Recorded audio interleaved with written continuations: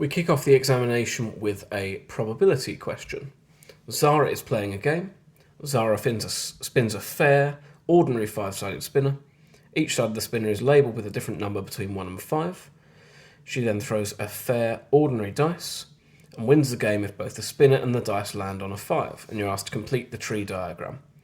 So, 5 different sides on my spinner, so the probability of a 5 is 1 out of 5, one way to get a 5 out of 5 total results, and therefore there are 4 ways not to get a 5 out of 5 total results, and I just check that those two probabilities sum to 1. Exactly the same logic for my dice, but now there are 6 possibilities. One of those is a 5 out of 6 total, again summing to 1. And we can make exactly the same argument here. What I got on my spinner has no effect on my dice, they're independent events.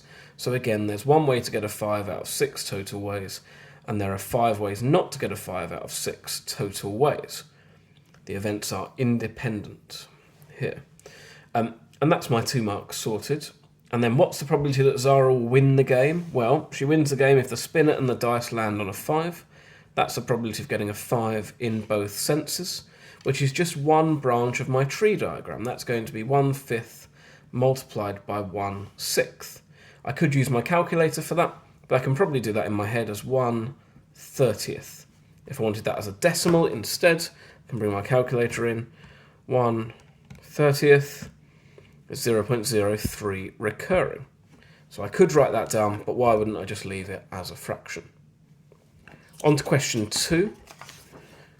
Question 2, ABC is a right-angled triangle. Work out the size of angle X. First thing I notice, this is a right-angled triangle, so I'm going to be using SOHCAHTOA in some description. There you go, SOHCAHTOA. And then I ask myself, well, with this angle, which sides do I know? I don't know my hypotenuse. I do know the side opposite to my angle, that's 8, and I know the side adjacent to my angle, that's 15. So opposite and adjacent means I'm using tan. So tan x, TOA, is opposite 8 over adjacent 15. Then I can just take my calculator, and I want to find, if I've got tan x is this, I want to undo that function, so I take the inverse function of both sides. That is, x is arctan, or tan minus 1, 8 over 15. That's not the reciprocal of tan, it's the inverse function of tan. It tells me if the answer of tan x is 8/15, what did I put in? What was my x value? So I press shift, tan, that gives me arctan, tan minus 1, 8 over 15. I check my calculator in degrees, and it is, and that gives me an answer of 28.07248.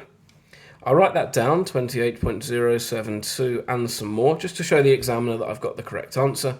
And I'm asked for 1 decimal place, so 28.1 degrees. And that's the first 2 questions sorted.